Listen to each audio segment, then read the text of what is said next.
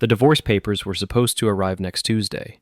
Instead, I found a text message on my wife's phone at 3 in the morning that made me want to burn our entire life to the ground. I'm Jack Harrow, and I work the night shift at Massachusetts General Hospital as an equipment supervisor.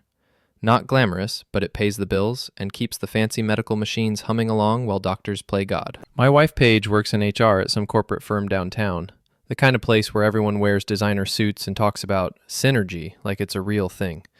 We'd been married 8 years. 8 years of her slowly chipping away at everything I liked about myself. 8 years of her rolling her eyes every time I made a joke. 8 years of feeling like I was apologizing for existing in my own house. But that night, everything changed. I was getting ready for my minor surgery the next morning. Nothing serious, just getting some kidney stones blasted. Paige was in the bedroom, supposedly packing for her Vegas girls trip with her work friends. The timing couldn't have been worse, but she'd insisted she couldn't cancel. "It's just outpatient surgery, Jack," she'd said earlier, not even looking up from her phone. "You'll be fine. Besides, I've been planning this trip for months."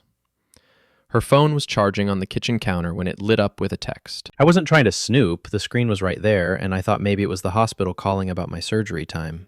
Instead, I saw a message from someone named Gray that made my blood turn to ice water. "LOL, you actually told him you couldn't cancel? Poor guy probably thinks you care about his little procedure. Can't wait to see you tomorrow night. Bring that red thing I bought you." My hands started shaking. I picked up the phone and scrolled up through their conversation. What I found made me want to throw up. Months of messages. Months of planning secret meetings. Photos I never wanted to see. Videos that would be burned into my brain forever. And then I found the worst one, from just 2 hours earlier. "Paige, LOL, you actually thought I'd cancel my Vegas trip for your surgery? Jack's so pathetic. He'll probably cry when I leave tomorrow. Gray, poor baby, don't worry. I'll make you forget all about your boring husband." I set the phone down carefully, my whole body trembling with rage. 8 years. 8 years of marriage, and this is what I got. Not even the courtesy of pretending to care when I was going under anesthesia. "Jack?" Paige's voice drifted from the bedroom. "Can you make me some tea? I'm almost done packing." "Sure, honey," I called back, my voice somehow steady. "Whatever you need." I made her tea. Chamomile with honey, just how she liked it. I even put it in her favorite mug, the one that said "World's Best Wife" that her mother had given her last Christmas. The irony wasn't lost on me. "Thanks, babe," she said when I brought it to her, barely glancing up from folding her lingerie. Lingerie I'd never seen before. "You're so sweet. I'm really going to miss you." "I'm sure you will," I said, watching her pack a red silk nightgown that definitely wasn't from our bedroom. She left the next morning, with a quick kiss on the cheek, and a promise to call me after my surgery. I watched her drive away in her white BMW, probably already texting Gray about their plans. At the hospital, my friend Reggie, one of the nurses, checked me in. Reggie's been working there longer than anyone, and she's got a mouth like a sailor and a heart like Mother Teresa. "Where's that wife of yours?" she asked, looking around the waiting area. "Thought she'd be here holding your hand and fussing over you." "Vegas," I said simply. Reggie's eyebrows shot up. "Vegas? Today? When you're having surgery?" Apparently, the slots were calling louder than I was. Jesus, Jack. That's cold, even for Paige. The surgery went fine, but there was a moment, just a moment, where my blood pressure dropped and the monitors started screaming. Nothing serious, but it got everyone's attention for about 30 seconds. Reggie, bless her heart, decided to call Paige. I was still groggy from anesthesia when she told me about it later. "I left her a voicemail," Reggie said, her voice carefully neutral. "Told her there was a complication and she might want to call. Figured she'd want to know her husband almost didn't wake up." "What did she say when she called back?" Reggie's face told me everything I needed to know. She didn't call back, honey, but she did send a text. She handed me my phone. There it was, a message from my loving wife. "OMG, are you okay? I'm so sorry I missed Reggie's call. We were at the casino and it was so loud. Call me when you get this. Love you." 3 hours after Reggie's call. 3 hours of not knowing if I was dead or alive. And she couldn't be bothered to step away from a slot machine. But then, my phone buzzed with another message. And this one wasn't meant for me. It was a group text that Paige had accidentally sent to me instead of her friends. "False alarm, girls. Jack's fine. Back to the party. Gray's taking me to that rooftop bar tonight. Can't wait to see his face when he sees this dress. That's when I started laughing. Right there in my hospital bed, still hooked up to an IV. I laughed until tears ran down my face. Reggie looked worried. Jack? You okay, honey? Maybe I should call the doctor. I'm perfect, Reggie.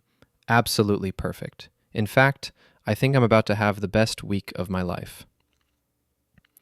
She gave me a strange look, but I just kept smiling. Because right then, staring at that text message, I realized something important.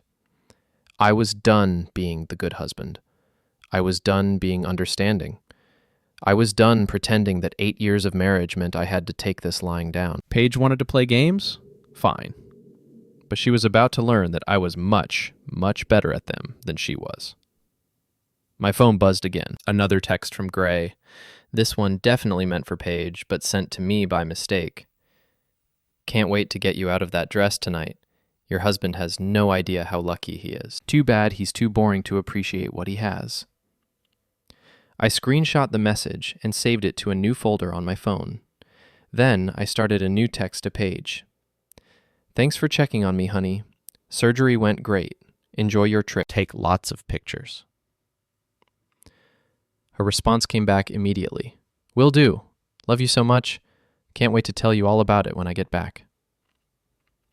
I turned off my phone and settled back into my hospital bed, still smiling. Oh, she was going to tell me all about it, all right, but probably not in the way she was expecting, because I was about to become very, very interested in my wife's Vegas vacation. And Gray was about to discover that boring husbands sometimes have the most interesting ideas about revenge. I spent 3 days in recovery, and 3 days is a long time to think when your wife is off screwing another man in Vegas. Plenty of time to plan, plenty of time to get creative. Paige came home Sunday night, all tanned and giggly, with a suitcase full of new clothes and a phone full of secrets she thought I'd never see. Baby! She squealed when she walked through the door, like she was auditioning for a commercial. I missed you so much. How are you feeling? Better every day, I said, which was true in ways she couldn't imagine. How was Vegas? Oh, you know, same old thing. Mindy lost $300 at blackjack, Sarah got way too drunk at that Beatles show, and I mostly just sat by the pool reading. She was talking too fast, the way she always did when she was lying. Pretty boring, actually. Sounds relaxing, I said, watching her avoid eye contact. I'm glad you had fun.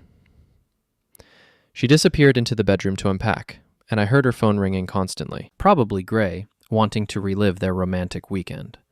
The thought made my stomach turn, but it also made me smile. Because while she was off playing house with her boyfriend, I'd been making some very interesting discoveries. See, Paige thinks she's tech-savvy, but she's got the digital security sense of a goldfish. Her laptop password was written on a sticky note attached to the monitor. Princess Paige 1. Her email password was the same. Her cloud storage, her social media, even her banking. All the same password. I'd had 3 days to explore, and what I found was better than Christmas morning. Photos from Vegas. Lots of photos. Paige and Gray at dinner, his hand on her thigh. Paige and Gray in what was obviously his hotel room, her wearing that red nightgown. Paige and Gray by the pool, looking like honeymooners. But the real treasure was in her text messages, automatically backed up to the cloud. Months of conversations with Gray, planning their affair like it was a military operation. Complaints about me, about our marriage, about how she was settling until she could figure out how to leave me without losing half her assets. And then there were the group texts with her work friends, talking about their affairs like they were discussing the weather. Mindy. Gray's so much better than your husband, right? Paige. OMG, yes. Jack's so boring in bed. Gray actually knows what he's doing. Sarah. When are you going to dump Jack and make it official? Paige. Soon. I'm just waiting for the right moment. Maybe after his promotion comes through. I want to make sure I get half of that raise in the divorce. I screenshot everything. Every photo, every text, every casual discussion of my inadequacies. I saved it all to a secure folder and backed it up to 3 different cloud services. Knowledge is power, and I was about to become very powerful. Monday morning, Paige went back to work like nothing had happened. She kissed me goodbye, the same mouth that had been all over Gray 3 days earlier, and told me to rest up and take care of myself. I'll bring dinner home tonight, she said. That Thai place you like. Sounds great, honey. I love you. Love you too, baby. The lies came so easily to both of us now. After she left, I called in sick to work and drove to the strip mall bar where Mindy liked to hang out after work. The Rusty Anchor was exactly the kind of place you'd expect. Sticky floors, neon beer signs, and the lingering smell of cigarettes and desperation. Mindy was there, just like I'd hoped, sitting at the bar with a Cosmopolitan, scrolling through her phone and probably posting selfies to Instagram. Mindy Chin worked with Paige in HR, and from what I'd read in those text messages, she was the ringleader of their little adultery club. She'd been cheating on her husband, Dave, for 2 years, with various guys from work, and she'd been encouraging Paige to live a little and stop settling for boring. "Jack," she said when she saw me, and I could tell she was already a few drinks in. "What are you doing here? Shouldn't you be home recovering?" "Couldn't stand being cooped up anymore," I said, sliding onto the bar stool next to her. "Mind if I join you? I could use a drink after the week I've had." "Of course. Poor thing, having surgery all by yourself. I felt so bad for you when Paige told us she couldn't cancel her trip." "Yeah, well, that's Paige. Once she makes up her mind about something." I shrugged and ordered a beer. "How was Vegas, by the way?" "She said you guys had a great time." Mindy's eyes lit up. She loved gossip more than oxygen, and a few Cosmopolitans had loosened her tongue considerably. "Oh my God, Jack, it was amazing. The best girls' trip ever." Paige was like a completely different person. So free and happy and... She caught herself, suddenly remembering who she was talking to. I mean, you know, just nice to see her relaxed. "That's great," I said, taking a sip of my beer. "She's been so stressed at work lately. I'm glad she could unwind. Did she meet any interesting people?" The question was innocent enough, but I saw something flicker across Mindy's face. Guilt, maybe, or excitement at having a secret. "Well," she said, leaning closer and lowering her voice, "there was this one guy, Gray. He's actually from her company, but a different department. Marketing, I think?" "Oh yeah? Paige mentioned him before. Seems like a nice guy." "He is. So charming and funny and gorgeous, Jack. Like movie star gorgeous. He was at the same conference in Vegas, and we all kind of hung out together." "That's nice. It's good that she has friends at work." Mindy nodded enthusiastically, and I could see her internal debate. Keep the secret or spill the tea? The alcohol won. "Can I tell you something, Jack? As a friend?" "Of course." "I think Paige has a little crush on him. Nothing serious," she added quickly. "Just, harmless flirting." But she was so giggly around him, and they spent a lot of time talking. It was actually really cute. "Harmless flirting," I repeated. "Yeah, that sounds like Paige. You're not mad, are you?" Because it really was nothing. Just a little vacation fun. I pulled out my phone and showed her one of the photos I'd found. Paige and Gray kissing by the hotel pool. "You mean this kind of nothing?" Mindy's face went white. The Cosmopolitan glass slipped from her hand and shattered on the floor. "Jack, How did you... Oh, God. Relax, Mindy. I'm not going to shoot the messenger, but I think we both know this was a little more than harmless flirting, don't you?" She stared at the photo, then at me, then back at the photo. I could practically see the wheels turning in her head. "What are you going to do?" she whispered. "I'm going to finish my beer," I said calmly, "and then I'm going to go home and pretend I don't know anything. For now." "For now?" I smiled at her, and I saw her shiver. "Mindy, you've been Paige's friend for a long time. You've covered for her, lied for her, encouraged her to cheat on me. You've probably been laughing about what a pathetic, boring husband I am. Jack, no, we never." "Don't lie to me. I've seen the text messages, all of them." Her face went from white to green. "All of them?" "Every single one. The group chats, the individual conversations, the photos you've all been sharing, everything." She started crying then, mascara running down her cheeks like black rivers. "Please don't tell Dave. Please, Jack. He'll divorce me. He'll take the kids." "That's not up to me, Mindy. That's up to you." I finished my beer and put a 20 on the bar. "Here's what's going to happen. You're going to go home to your husband and your kids, and you're going to think very carefully about the choices you've made. And then you're going to decide whether you want to be part of the solution or part of the problem. What does that mean? It means I'm going to get my revenge on Paige and Gray, one way or another. You can either help me, or you can go down with him. Your choice. I left her sitting there, crying into her broken glass, and drove home feeling better than I had in months. When Paige got home with Thai food, I was waiting on the couch with a smile and a kiss. "How was your day, honey?" "Good," she said, but I could see the tension in her shoulders. "Yours?" "Excellent.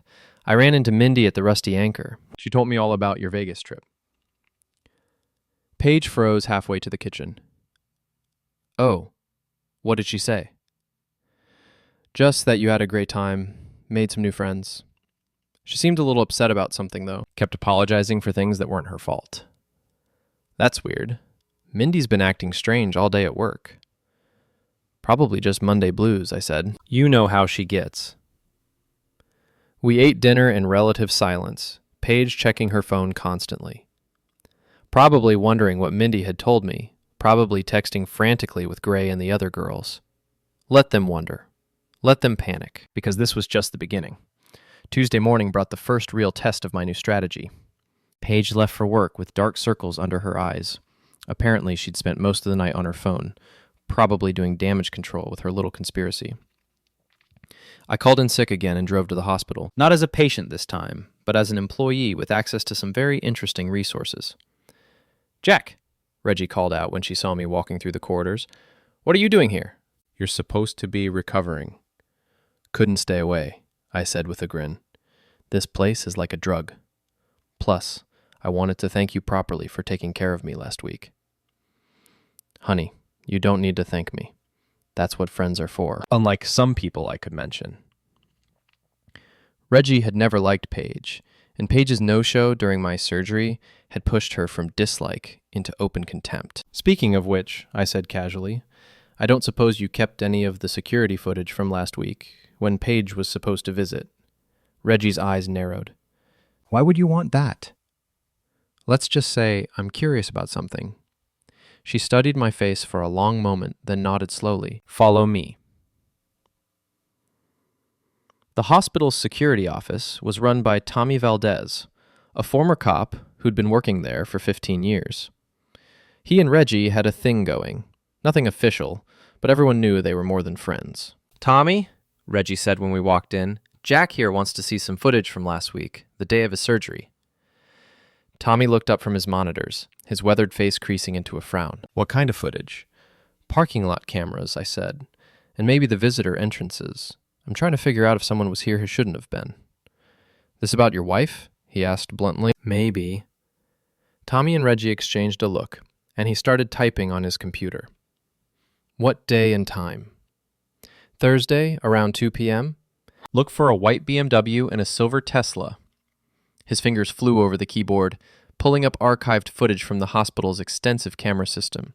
Within minutes, he'd found what I was looking for. There was Paige's BMW in the parking lot at 1:47 p.m. And there, pulling up beside it, at 1:52 p.m., was a silver Tesla Model S. "Can you enhance that license plate?" I asked. Tommy zoomed in on the Tesla's rear plate. Gray 1. "Subtle," Reggie muttered. The footage showed Paige getting out of her BMW and into the Tesla's passenger seat. They sat there for several minutes, and from the way the car was rocking slightly, they weren't just talking. "Jesus Christ," Tommy said. "In a hospital parking lot? During her husband's surgery? Can you follow them on the other cameras?" Tommy switched between different camera feeds, tracking the Tesla as it left the hospital and drove to a nearby hotel. The timestamp showed they were gone for exactly 2 hours and 17 minutes. "I can burn this to a DVD for you," Tommy offered. "That would be great. Thanks." While Tommy worked on the DVD, I pulled out my phone and did a quick search for Gray Tilden. His LinkedIn profile popped up immediately. Marketing Director at Pinnacle Solutions, the same company where Paige worked. Graduated from Boston University, originally from Connecticut, divorced 2 years ago. His Facebook page was public, and it was a goldmine of information. Photos of his Tesla, his downtown condo, his expensive watches and vacations. The guy was a walking cliché of a midlife crisis. All flash and no substance. But the most interesting thing was his recent posts. Lots of cryptic messages about quote-unquote new beginnings and quote finding happiness. And then posted just yesterday a photo of a red silk nightgown draped over a hotel chair with the caption, quote, "Some gifts are worth the wait." The same nightgown Paige had packed for Vegas. "Here you go," Tommy said, handing me the DVD. "Everything from Thursday, plus a few bonus shots from other days when the same two cars showed up together." Other days? Oh yeah, this wasn't their first rodeo. I've got footage going back 3 months. I felt my smile getting wider and more dangerous. "Tommy, you're a saint." "Just doing my civic duty," he said. Cheating spouses make me sick. I spent the rest of the morning at home watching the footage and taking screenshots. 3 months of secret meetings, always during Paige's lunch breaks, always ending at the same hotel. But I needed more than just evidence. I needed leverage. That afternoon, I drove to Gray's office building, a gleaming glass tower downtown. Pinnacle Solutions occupied floors 12 through 15, and according to the directory, Gray's office was on 14. I didn't go up. Instead, I waited in the parking garage, watching for his Tesla. At 5:30, Gray emerged from the elevator, talking loudly on his phone. He was exactly what I'd expected. Tall, tan, perfectly styled hair, expensive suit. The kind of guy who probably used the word synergy unironically. No, he was saying into his phone as he approached his car. The presentation needs to be more dynamic, more energy, more sexy. He was standing right next to me now, close enough that I could smell his cologne. Expensive, but trying too hard. Like everything else about him. "Listen," he continued. "I've got to run. I'm meeting someone for dinner, and she doesn't like to be kept waiting." He hung up and started to unlock his car, but I cleared my throat. "Excuse me," I said. "Are you Gray Tilden?" He turned around, looking annoyed at being interrupted. "Yeah. Who's asking?" "Jack Harrow, Paige's husband." The color drained from his face so fast I thought he might faint. To his credit, he recovered quickly, putting on a fake smile and extending his hand. "Jack, great to finally meet you, man. Paige talks about you all the time." I looked at his outstretched hand, but didn't take it. "I bet she does." The silence stretched between us, thick and uncomfortable. Gray's fake smile started to waver. "So," he said finally, "what brings you downtown? Business?" "You could say that. I wanted to thank you for keeping my wife company while I was in surgery last week." His face went white again. What do you mean?" I pulled out my phone and showed him one of the screenshots from the hospital parking lot. His Tesla, Paige getting in, the timestamp showing it was during my operation. "That's a nice car," I said conversationally. "Must have cost a fortune." Gray stared at the photo, his mouth opening and closing like a fish. "Jack, I can explain." "No need," I said. "I understand completely. My wife is very attractive, and you are obviously a man who takes what he wants. I respect that." He looked confused, like this wasn't going the way he'd expected. "You do?" "Absolutely. In fact, I wanted to give you some advice, man to man." "Okay." I stepped closer, close enough that he had to look up at me. Gray was tall, but I was taller, and I could see him starting to sweat. "Paige likes to play games," I said quietly. "She likes drama and secrets, and feeling like she's getting away with something. But she gets bored easily. Very easily." "What are you saying?" "I'm saying enjoy it while it lasts, Gray, because it won't last long. And when she gets bored with you, and she will, she'll throw you away like yesterday's newspaper, just like she's about to do to me." I patted his shoulder in a friendly way, and he flinched. "Have a great evening, Gray. Give my wife my love." I walked away, leaving him standing there in shock. Behind me, I heard his car door slam and his engine rev as he peeled out of the parking garage. Perfect. Let him run to Paige, all panicked and paranoid. Let him tell her about our little conversation. Let them both wonder what I knew and what I was planning. Because the truth was, I was just getting started. When I got home, Paige was already there, pacing around the living room with her phone pressed to her ear. "No, Gray, you're overreacting," she was saying. "He doesn't know anything. He can't know anything." She saw me walk in and quickly ended the call. "Hi, honey," she said, trying to sound casual. "How was your day?" "Productive," I said. "Very productive. Yours?" "Fine. Just work stuff." "You know how it is." "I do indeed." I kissed her cheek, and she tensed up like I was a snake. "What's for dinner?" "I thought we could order pizza. I'm not really in the mood to cook." "Sounds perfect. You seem stressed, though. Everything okay?" She forced a smile. "Just tired. It's been a long day." Well, you should relax. Maybe take a nice hot bath. You've been working so hard lately. As she headed upstairs, I heard her phone buzzing with text messages. Probably Gray, probably panicking about our parking garage chat. Good. Let them panic. Let them make mistakes. Because tomorrow, things were going to get much more interesting. The 4th of July festival in our town is a big deal. Everyone shows up. Families, couples, teenagers, old-timers. It's held on the town green with food trucks and live music and a fireworks display that brings people from 3 counties over. Paige had been looking forward to it for weeks, back when she was still pretending to be a loving wife.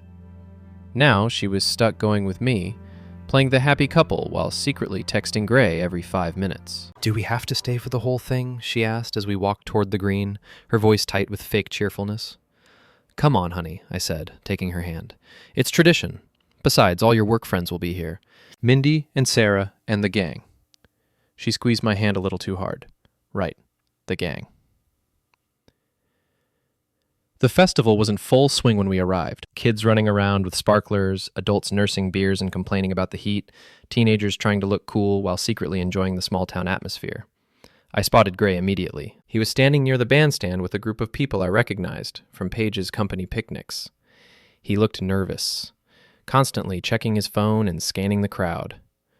"There's Gray," I said to Paige, pointing him out. "Should we go say hello?" Paige went rigid. "Maybe later. I want to get some food first." "Nonsense. He's your colleague. It would be rude not to say hi." Before she could protest, I was steering her through the crowd toward Gray's group. I could feel her trying to pull back, but I kept a firm grip on her hand. "Gray!" I called out when we were close enough. "Good to see you again, buddy." Gray turned around, and I watched his face cycle through about 6 different emotions in 2 seconds. Fear, confusion, anger, and finally, a weak attempt at friendliness. "Jack," he said stiffly. "Paige, nice to see you both." The people he was with, coworkers from Pinnacle Solutions, looked back and forth between us with obvious curiosity. Word travels fast in corporate circles, and I was betting at least some of them had heard rumors about Gray and Paige. "How's the Tesla running?" I asked, conversationally. "No problems with the paint job?" Gray's eyes narrowed. "Paint job? Oh, you know, scratches, dings, that sort of thing. Cars are so vulnerable in parking lots these days." Paige was digging her nails into my hand hard enough to draw blood, but I kept smiling. "The car's fine," Gray said carefully. "That's great to hear. Paige was just telling me how much she admires it, weren't you, honey?" Yes. It's very nice." One of Gray's coworkers, a woman in her 50s with sharp eyes and an expensive handbag, was watching this exchange with obvious interest. "I'm sorry," she said, "but how do you all know each other?" "Gray and Paige work together," I said before either of them could answer. "They've become very close recently, haven't you?" The woman's eyebrows went up. "Close?" "Oh, yes," I continued, pulling out my phone. "In fact, Paige has some wonderful photos from their Vegas trip together. Would you like to see?" "Jack," Paige hissed. "Don't!" But I was already scrolling through my photos, looking for just the right one. Not too explicit. This was a family event, after all, but clear enough to make the point. "Here we go," I said, holding up the phone so the whole group could see. It was the photo of Paige and Gray by the hotel pool, his arm around her waist, both of them looking very much like a couple. "Aren't they cute together?" The silence that followed was deafening. Gray looked like he wanted to crawl into a hole. Paige was making a sound like a tea kettle about to explode. And the coworkers were staring at the photo with expressions ranging from shock to barely concealed delight. "Well, The sharp-eyed woman said finally. that's certainly interesting." "Isn't it?" I said cheerfully. My wife makes friends so easily. She's very social. We should go, Paige said urgently, tugging on my arm. I'm not feeling well. But we just got here, I protested, and I haven't shown everyone the video yet. That got Gray's attention. Video? Oh yes, Paige sent me the most amazing video from Vegas. Very artistic, very intimate. I didn't actually have any video. Yet. But the threat was enough. Gray went pale, and Paige looked like she might throw up. Because, Jack, she said through gritted teeth, we need to talk. Privately. Of course, sweetheart. But first, let me just airdrop these photos to everyone here. So they can remember what a great time you had in Vegas. I started tapping on my phone, pretending to share the photos. In reality, I was just opening and closing apps. But the psychological effect was devastating. Gray lunged for my phone, but I stepped back smoothly. Careful there, buddy. You don't want to cause a scene.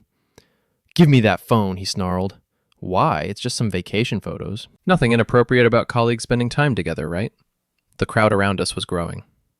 Other festival goers had noticed the commotion and were drifting over to see what was happening. I recognized several faces. Neighbors, people from Paige's gym, parents from the local schools. Perfect audience for what came next. You son of a bitch, Gray said, his voice getting louder. You think you're so smart, don't you? I think I'm a man whose wife went to Vegas with her boyfriend while he was having surgery, I said, matching his volume. But that's just my opinion. Gasps from the crowd. Someone pulled out their phone and started recording. It's not like that, Paige said desperately, looking around at all the staring faces. Jack, you're misunderstanding. Am I? Then explain this. I held up my phone again, this time showing the screenshot of her text message. LOL, you actually thought I'd cancel my Vegas trip for your surgery? More gasps. Someone in the crowd said, Oh my God. Paige's face crumpled. Jack, please. Not here. Why not here? I asked. This is where we come every year. This is our community. These are our friends and neighbors. Don't they deserve to know what kind of people they are dealing with? Gray made another grab for my phone, and this time I let him get close enough to snatch it. But as soon as his fingers touched it, I jerked my hand back, and the phone went flying through the air. It landed with a splash in the dunk tank. The crowd erupted in laughter and applause. Someone yelled, Nice throw! Another person shouted, Do it again! Gray stared at the dunk tank in horror, then back at me. You did that on purpose. Did I? Or did you grab for my phone and accidentally cause it to go flying? Hard to say, really. The dunk tank operator, a teenager with a summer job and a wicked sense of humor, had fished my phone out of the water. Still works, he announced, holding it up. The screen was cracked but functional. These things are waterproof now. Technology, am I right? He handed the phone back to me with a grin. That was awesome, dude. Best thing that's happened all day. I took the phone and wiped it off on my shirt. The photos were still there, still clear, still damning. Well, I said to Gray and Paige, this has been fun, but I think I'll go get some funnel cake now. You two enjoy the rest of the festival. I walked away, leaving them standing there, in front of a crowd of about 50 people, all of whom were now whispering and pointing and taking pictures with their own phones. By tomorrow, everyone in town would know about Paige's Vegas adventure. By next week, it would probably be all over social media. As I stood in line for funnel cake, I felt a hand on my shoulder. I turned around to see Mindy, looking pale and shaky. Jack, she said quietly, what are you doing? Getting funnel cake. Want some? You know what I mean. This is crazy. You're destroying their lives. Am I? Or am I just sharing some vacation photos? She looked back toward the crowd, which was still gathered around Gray and Paige. People are recording this. It's going to be everywhere. Probably, I agreed. Social media is amazing these days, isn't it? Jack, please. I know you're hurt, but this isn't the way to handle it. I turned to face her fully. Mindy, let me ask you something. When Paige was planning her Vegas trip with Gray, did you try to stop her?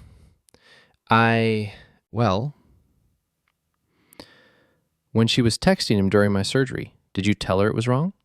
It's complicated.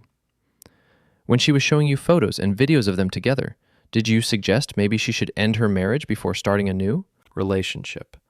Mindy looked down at her feet. No. Then don't lecture me about the right way to handle this. You had your chance to be a good friend to both of us. Instead, you chose to be an accomplice. What do you want from me, Jack? I smiled at her, and she took a step back. I want you to choose a side, Mindy. Are you going to keep covering for Paige, or are you going to help me get the truth out there? What kind of help? The kind that keeps your own secrets safe. Because we both know Paige isn't the only one with a wandering eye, don't we? Her face went white. You wouldn't.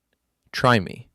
I bobbed my funnel cake and walked away, leaving Mindy standing there with the same expression Gray and Paige had worn, trapped, panicked, and finally understanding that the game had changed completely. The fireworks started an hour later, and I watched them from a bench near the edge of the green.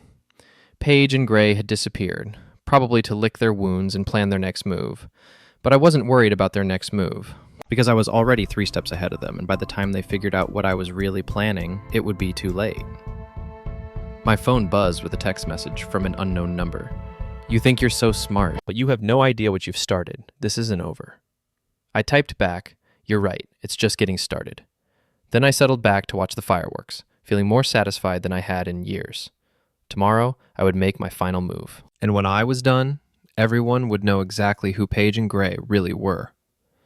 The fallout from the festival was everything I'd hoped for. And more. By Monday morning, the video of our confrontation had been shared hundreds of times on local Facebook groups. The photo of Paige and Gray in Vegas was making the rounds at Pinnacle Solutions, and according to my sources, HR was, quote-unquote, looking into the matter. Paige hadn't come home Sunday night. She texted me around midnight saying she was staying at Sarah's house because she needed space to think. What she really needed was time to figure out how to salvage her reputation and her job. Gray, meanwhile, had apparently spent the weekend calling in favors and trying to get the social media posts taken down. Good luck with that. Once something goes viral in a small town, it takes on a life of its own. I was at work Monday morning when Reggie found me in the equipment room, grinning like the Cheshire Cat. Jack Harrow, you magnificent bastard, she said, pulling up a video on her phone. Have you seen this? It was security footage from the festival, showing Gray lunging for my phone and accidentally causing it to fly into the dunk tank. Someone had set it to circus music and added sound effects. It already had 3,000 views. The internet is a beautiful thing, I said. Beautiful and terrifying. Your wife's not going to take this lying down, you know. She's going to fight back. I'm counting on it. Reggie gave me a sharp look. What aren't you telling me? Nothing you need to worry about. But if anyone comes around asking questions about me, you might want to mention how devastated I was about Paige's affair. How I've been barely holding it together since I found out. Jack. Trust me, Reggie. I know what I'm doing. She studied my face for a long moment, then nodded. All right. But be careful. Wounded animals are dangerous. She was right about that. Paige called me around noon, her voice tight with controlled fury. We need to talk, she said without preamble. Hello to you too, honey. How was your night at Sarah's? Cut the crap, Jack. You humiliated me in front of the entire town. You humiliated Gray. You've probably cost us both our jobs. That's unfortunate. Maybe you should have thought about that before you decided to cheat on me. This isn't over. I'm not going to let you destroy my life because you're too pathetic to keep your wife interested. The mask was finally off. No more fake sweetness. No more pretending to care. This was the real Paige, cold, calculating, and vicious when cornered. Interesting choice of words, I said, but I'm not the one who destroyed your life, Paige. You did that all by yourself. I want a divorce. I want you out of the house. And I want half of everything. I'm sure you do, but wanting and getting are 2 different things. What's that supposed to mean? It means you might want to talk to a lawyer before you start making demands. Adultery is still grounds for divorce in Massachusetts. And judges tend to frown on cheating spouses who abandon their partners during medical emergencies. Silence on the other end of the line. I could practically hear the wheels turning in her head. You can't prove anything, she said finally. Can't I? Photos, videos, text messages, hospital security footage, witness statements. I think I can prove quite a lot, actually. Those photos are private. You can't use them in court. We'll see about that. By the way, you might want to check your email. I sent you something. I hung up and waited. It took exactly 47 seconds for my phone to ring again. You bastard, Paige hissed. You sent that to my boss? Not just your boss, Gray's boss, too. And HR, and the compliance department, and about 30 other people at your company. What I'd sent was a carefully edited compilation of photos and screenshots showing the timeline of their affair and highlighting the fact that it involves 2 employees from the same company. I'd been very careful to frame it as a concern about workplace harassment, rather than a jealous husband's revenge. You're insane, Paige said. This is harassment. I'm calling the police. Go ahead. I'm sure they'll be very interested in your story. Officer, my husband found out I was cheating and shared the evidence publicly. I'm sure that will go over well. She hung up on me, but I wasn't done. Phase 2 of my plan was about to begin. I drove to Gray's condo building, a gleaming high-rise downtown with a doorman and valet parking. The kind of place that screamed, I have money and I want everyone to know it. The doorman was a young guy named Marcus, who looked bored out of his mind. I'm here to see Gray Tilden, I told him. Apartment 2847. Your name? Jack Harrow. He's expecting me. Marcus called up to the apartment, spoke quietly into his headset, then looked confused. He says he doesn't know any Jack Harrow. Tell him I'm Paige's husband. Tell him we need to discuss the Vegas situation. Another whispered conversation, then Marcus nodded. He'll be right down. Gray emerged from the elevator 5 minutes later, looking like he hadn't slept in days. His usually perfect hair was disheveled. His expensive shirt was wrinkled, and there were dark circles under his eyes. What do you want? He asked without preamble. To talk. Man to man. We have nothing to talk about. I think we do, unless you want me to have this conversation with your boss instead. Gray's jaw tightened, but he nodded toward the elevator. 5 minutes. His apartment was exactly what I'd expected. All glass and steel and expensive furniture that looked like it belonged in a magazine, the kind of place designed to impress rather than comfort. Nice place, I said, looking around. Must cost a fortune. Get to the point. The point is simple. You're going to stop seeing my wife. Gray laughed, but there was no humor in it. You're a little late for that demand, don't you think? Am I? Because from what I can see, your little affair has already cost you quite a bit. Your reputation at work, your standing in the community, probably some friendships. Thanks to you. Thanks to your choices. I didn't make you sleep with a married woman. I didn't make you flaunt it in public. I just shared the information. Gray poured himself a scotch from a crystal decanter on his bar cart. His hands were shaking slightly.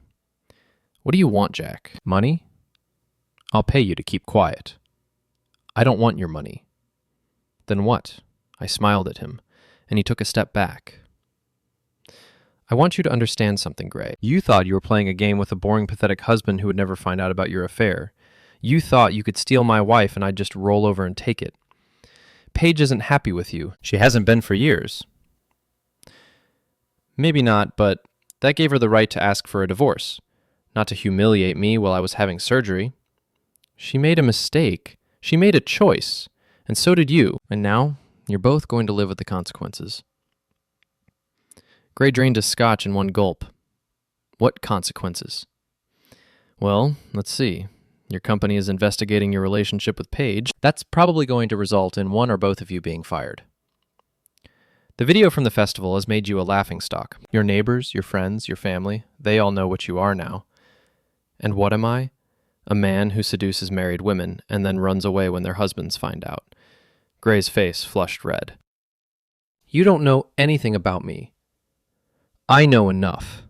I know you're divorced because your ex-wife caught you cheating. I know you've had affairs with at least 3 other married women from your office. I know you're in debt up to your eyeballs trying to maintain this lifestyle. His face went white. How do you know all that? I'm very thorough when I'm motivated, and you've given me a lot of motivation. I walked to his floor-to-ceiling windows and looked out at the city below. Here's what's going to happen, Gray. You're going to end things with Paige. Completely. No more phone calls, no more texts, no more secret meetings. You're going to stay away from her, and you're going to stay away from me.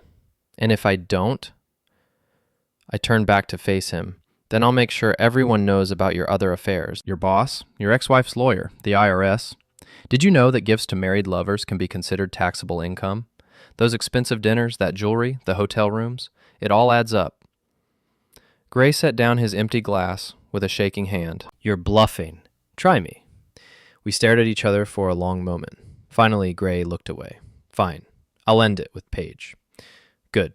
I'm glad we understand each other.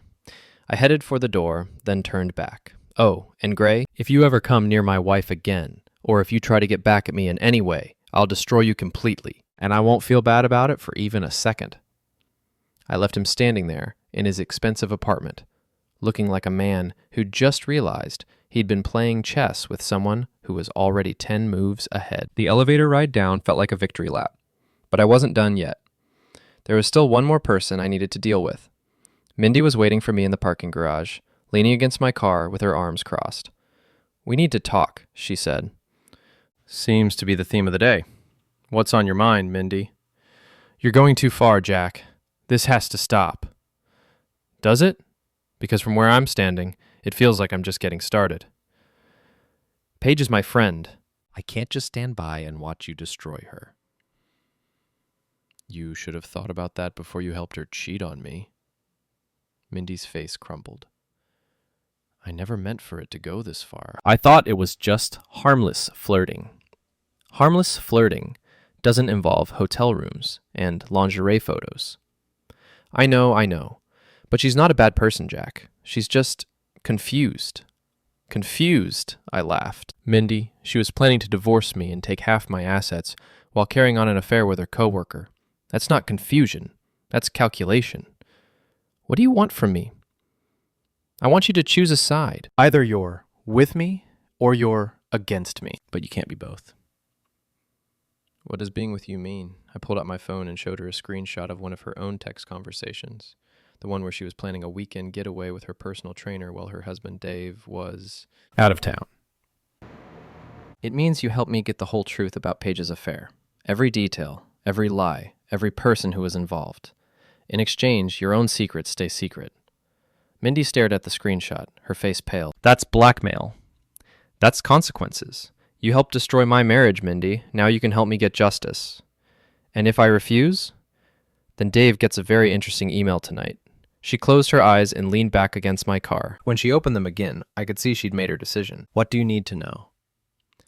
The final confrontation came exactly 1 week later, in the most public place I could arrange. The hospital parking lot during the shift change, when hundreds of employees would be coming and going. Paige had been trying to reach me for days, leaving increasingly desperate voicemails and text messages. She'd been fired from Pinnacle Solutions on Wednesday, officially for violating company policy regarding workplace relationships.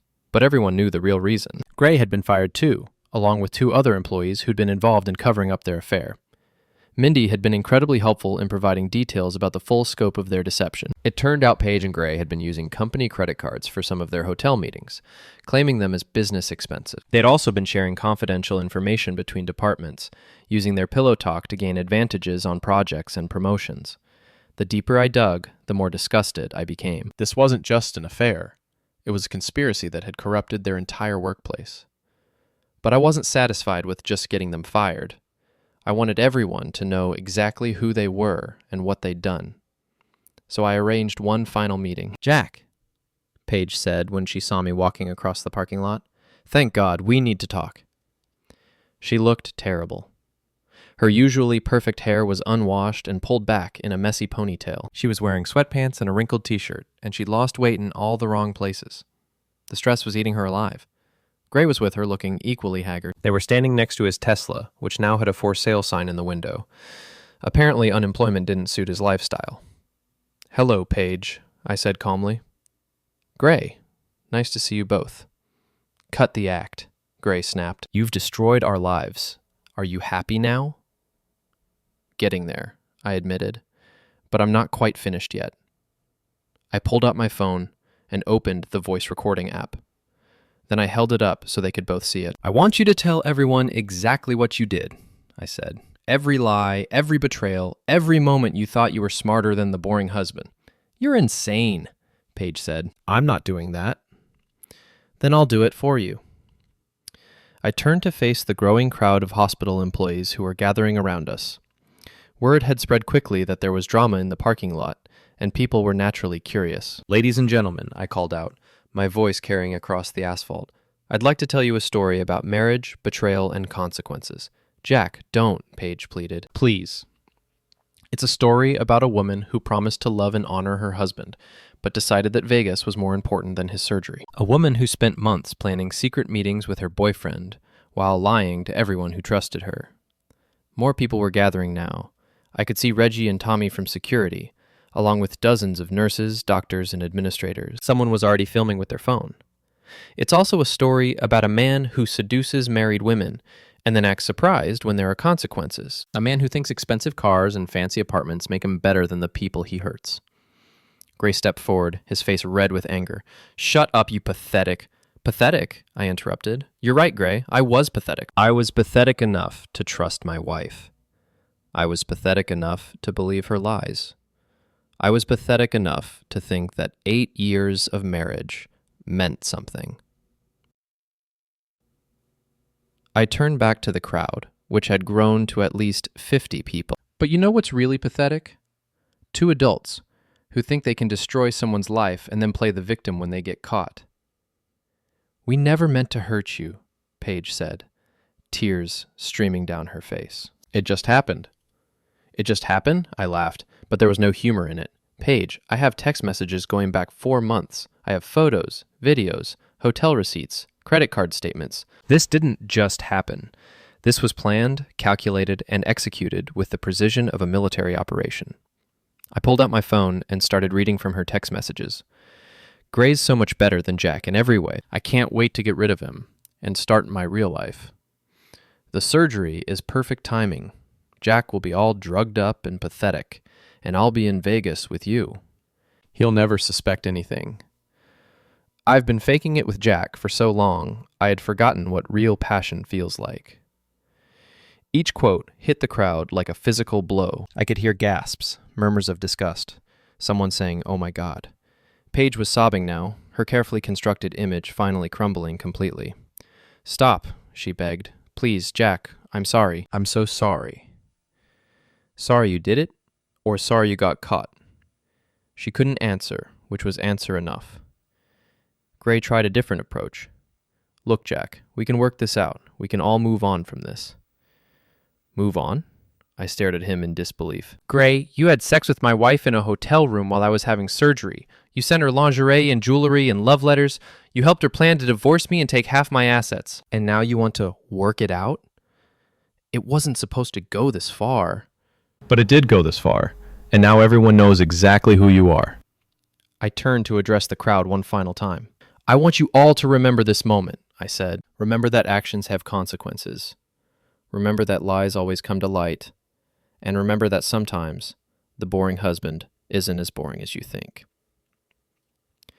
I started to walk away, then turned back for one final comment.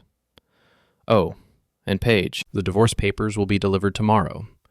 You'll be hearing from my lawyer about the settlement. Spoiler alert, you're not getting half of anything." The crowd erupted in applause and cheers. Someone yelled, "Good for you, Jack." Another person shouted, "She got what she deserved." As I walked toward my car, I heard Paige calling after me, "Jack, wait. We can fix this. I love you." I stopped and turned around one last time. "No, Paige, you love the idea of me. You love my paycheck and my insurance and my willingness to put up with your crap. But you don't love me. If you loved me, you never would have done this." "But I do love you. I made a mistake, but I can change." I looked at her, really looked at her for what I knew would be the last time. The woman I'd married 8 years ago was gone, replaced by someone I didn't recognize and didn't want to know. "The only mistake you made was getting caught," I said quietly. "The only thing you want to change is the consequences." I got in my car and drove away, leaving them standing in the parking lot surrounded by a crowd of people who now knew their true story. As I drove home, my phone started buzzing with text messages. Friends, coworkers, even some strangers who'd seen the videos online. All of them supportive, all of them congratulating me for standing up for myself. But the best message came from my lawyer. Jack, I've reviewed all the evidence you've provided. Given the circumstances, I'm confident we can get you a very favorable settlement. Paige won't be getting half of anything. In fact, she'll be lucky if she gets anything at all. I pulled into my driveway and sat in my car for a moment, looking at the house I'd shared with Paige for 8 years. Tomorrow, I'd start the process of making it truly mine. New locks, new paint, new memories. But tonight, I was just going to sit on my couch, drink a beer, and enjoy the sound of silence. My phone buzzed one more time. A text from an unknown number. You destroyed my life. I'll never forgive you for this. I typed back, I didn't destroy your life, Paige. I just revealed it. There's a difference. Then I blocked the number and turned off my phone. It was over. Finally. Completely. Utterly over. For the first time in months, I felt like I could breathe again. The weight of betrayal and lies and fake smiles had been lifted from my shoulders, and I was free. Free to be myself. Free to find someone who actually deserved my love and loyalty. Free to build a life based on truth instead of deception. As I sat there in my quiet house, I realized something important. I wasn't the same man who'd found that text message 3 weeks ago. That man had been weak, trusting, willing to accept scraps of affection from someone who didn't value him. This man, the man I'd become, was stronger, smarter, more careful about who he trusted with his heart. And if anyone else wanted to play games with me, they'd better be prepared to lose, because I'd learned something valuable from this whole experience. Sometimes, the best revenge isn't getting mad, it's getting even.